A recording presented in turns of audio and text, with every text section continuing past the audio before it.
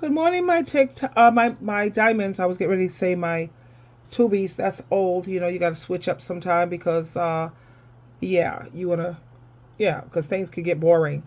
You know, I was listening to my girl Dana Dane, 1987, and she says she's sick and tired of people asking her the same question because it's annoying. Why don't she, or better yet, why doesn't she want to have children? You know, you have so many people who are brainwashed by the male patriarchy and say that women are pretty much useless or have no value or worth if they don't want to be married or have children. Child, please. Marriage, one, is not for everyone. Read 1 Corinthians chapter 7. Two, children, having children is, and being a parent, especially a single mother, which is what pretty much most of these women end up anyway. You started out with a partner, you started out with a husband, and yet you end up being just another baby mama. You end up being a single parent anyway, even when you follow all the rules and you do things correctly. You find that so many of these mothers, women, ended up being a single mother, a baby mama. And that's pretty much it. And let me share this clip with you, and I'll be back with my commentary. Get this off. Nothing aggravates me more than when I say I don't want kids and then somebody come and ask me why. That's not a question that needs a follow-up question. If I said I don't want kids, there really is no other need to ask me anything further. The answer is no, I don't want them, right? But when y'all start acting so surprised that a woman wouldn't want kids, I get scared. You know why I get scared? Because children is one of the biggest tasks and responsibilities that you will ever take on in your life. And for y'all to make it seem so casual lets me believe a lot of y'all are terrible parents. Because otherwise you'd understand completely why somebody wouldn't want kids. If you truly were a hands-on good parent, you would understand fully why somebody would opt out of the option of having kids. You would know firsthand. But a lot of y'all are not good parents. You barely in your children's lives. You barely father and mother them. That's why you think it's such an easy task. That's the reason why you go around asking people why they don't want them. Because anybody with common sense who knows what truly goes into having a child wouldn't question nobody who made the decision not to do it. The way y'all glamorize pregnancy and having children is weird. Like, a lot of women don't even have good pregnancies. They be sick throughout the whole time they pregnant, not to mention how their bodies change after the pregnancy, not to mention the postpartum that they go through after the pregnancy. And you think that I'd want to sign up for that voluntarily? Then once the baby is here, you think that I want to hear something crying all night, waking up in the middle of the night to make bottles? You think I want that inconvenience? When I'm right now being able to sleep peacefully all through the night, get up when I want to get up, do exactly what I want to do every day without having to take care of nobody but myself, and you think that I want to deal with that. You think that I want to lug around a car seat and stroller every time I have to go somewhere. I don't. When I go to the store, I want to just get out the car, go in the store, get what I want to get, and then get back in my car and go home. I don't want to lug a child around. I don't want to have to get nobody else ready before I can leave out the house. None of that sounds fun to me. Having to adjust my schedule to accommodate a child, putting that child in school, enrolling them into this, PTA meetings, this kind of meeting, after school activities, sports. I don't want to deal with none of that. I don't want to deal with none of that. Why you would think I would want to deal with that is crazy. I am a 36-year-old woman. None of that sounds fun to me. What sounds fun to me is exactly what I'm doing right now, which is what I want to do every day without having to worry about anybody but myself. Now, this next part may be triggering for some of y'all to hear, but being in a world full of half-raised people whose mama and daddies did half jobs on raising them is a special kind of hell. And it's a special kind of hell that I've always had to deal with because my mom and daddy took their time with me. And then I had to go to school with kids who was half raised and thrown to the wolves and thrown to the streets, right? And then as a grown adult, I still have to deal with half-raised people, even when I get on this internet and I have to deal with pure ignorance and people who was left behind in school and just terrible, just absolutely terrible. And these same terrible people are producing children. And you think that I would want a child of mine to have to go to school with kids of a lot of y'all's? No, I don't. I wouldn't want no child of mine to have to interact with some of y'all the same way I hate having to interact with some of y'all because you be a different type of ignorant, right? At the end of the day, I take the idea of bringing a human life into this world very serious, and I take it so serious that I would never do it. I would never do it. And that's the reason why I'm on y'all neck so much about being more serious and intentional when you have kids, because they are real people. A lot of y'all don't see them like that. And that's the reason why you casually ask the question why somebody wouldn't want them instead of actually being logical about how hard the responsibility is for raising another human life into this world. I can certainly see why it aggravates her when someone asks her, well, why don't you have kids? Why don't you want to have children? I didn't want children myself. I really, really didn't. I had children because my mom told me, I love my mother. And when you, as children, we want to make our parents happy.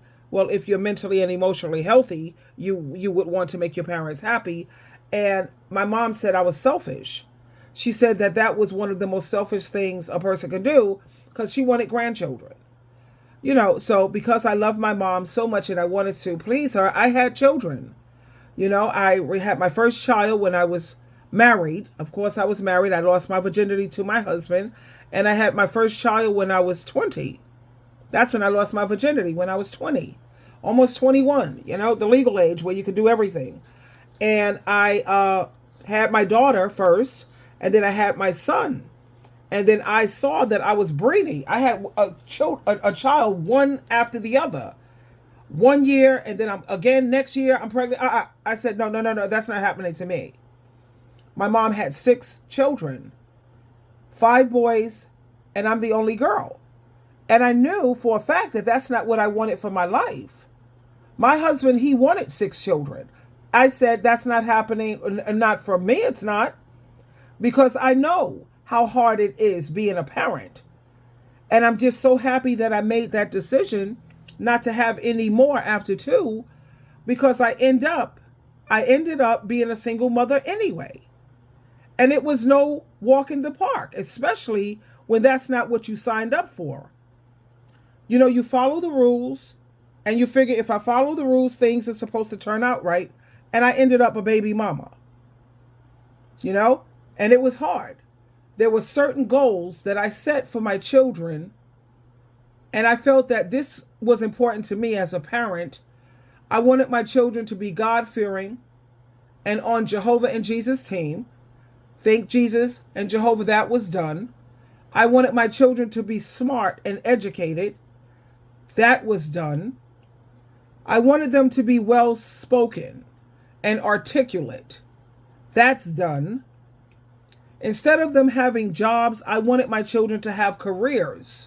So that's what I motivated them to do. Even though I was a Jehovah's Witness and they frowned upon higher education, I encouraged my children to get a higher education. I wanted them to go to college, university, and that was done. And lastly, I wanted my children to know how to take care of themselves in my absence or when I'm not around. Now, with the help of Jehovah and Jesus Christ, I was able to achieve all of those things that was important to me as a parent. Everything that I wanted for my children was achieved even as a single parent. Was it easy? Hell no. I was not a perfect parent. I had my endometriosis. I had some pains. I was a Jehovah's Witness, which is a very, very, very hard organization to be a part of.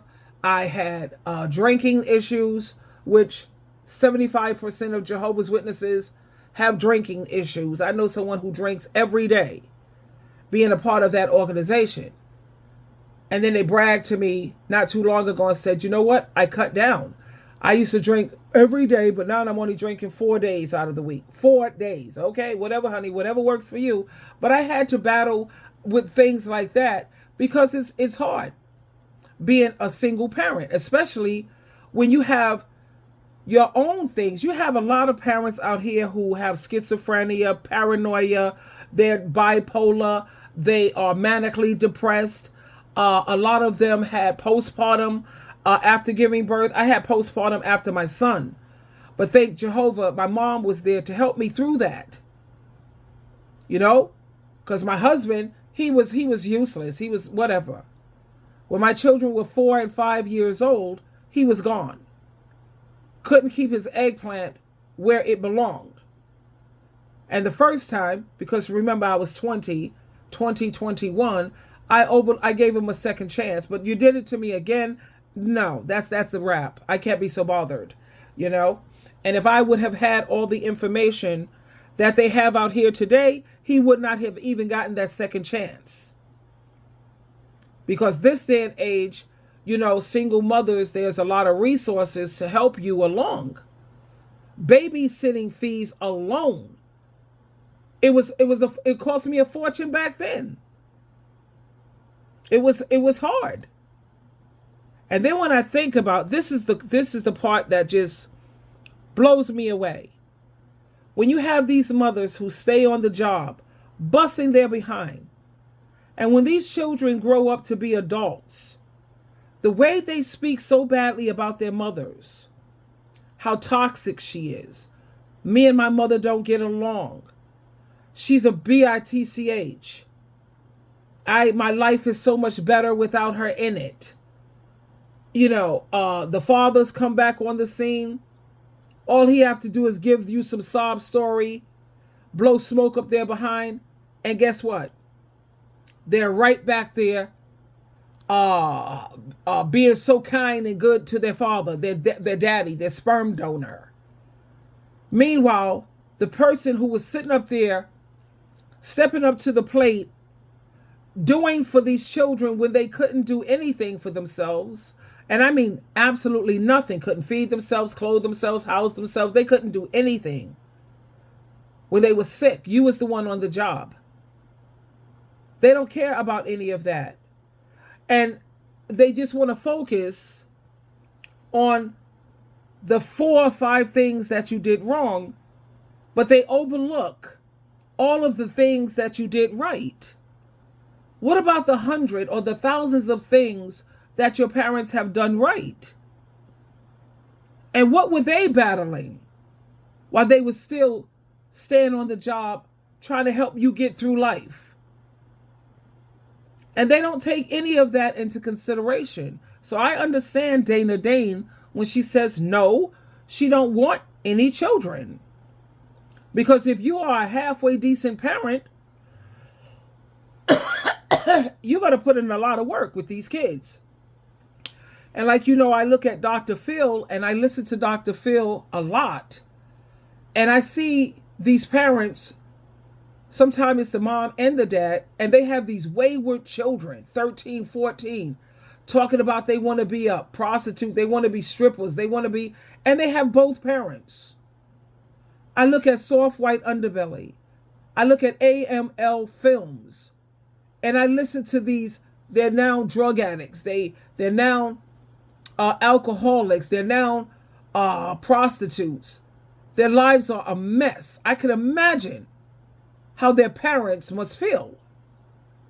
A lot of them said that they had rough childhoods, but they're no longer children. They're in the driver's seat, and look at the choices they're making. It's their responsibility as adults to get the healing, the therapy, and the help that they need. There's so many support groups. There's so many therapists and social workers out there to help these adult children to heal from their past traumas. But instead of putting the work in, they rather play the blame game of blame the parent. My mother was no good, or no, you know what I said, or whatever. And I've had people who are some of my subscribers even come on my channel trying to disrespect their mother. And of course, I delete their comment and I block them. If they want to disrespect their parents, create your own channel and you could talk about your parents like a dog. You could just totally disrespect, show them no honor, and do whatever you do, but you won't do it here on my channel. I know the first command that comes with the promise if you want things to go well for you. And a lot of these adult children take that lightly or they don't take it seriously. But one thing you will not do, I don't care how hard you try, you will never make a mockery out of God and Christ. And when they said, if you want things to go well for you, you need to honor and respect your parents. And I know it goes both ways. If you have a toxic parent, you pray about it to Jehovah, talk about it to Jesus, and let them handle those parents. That's not for you to do. What your job is, do your job. And that's to follow the instructions that we're given. And I see why Dana Dane, yet again, Dana Dane, 1987, I don't want no damn kids. Hell no. It's not fun. You have some children who are a blessing. My son, oh my God, that man is a blessing. He proved to be a blessing. And even with that, if I could do it all over again, I wouldn't have children. I just wouldn't. I wouldn't, because it's too much. And this world, the way it is and the state that it's in, you have a lot of Generation Z, Generation X, who can't even afford a home or to pay these high rents. There's war everywhere. Everything is just out of control, like the Bible says. Notice what it says here at 2 Timothy chapter 3, verse 1 through 5. You notice how it says many people will stop loving God.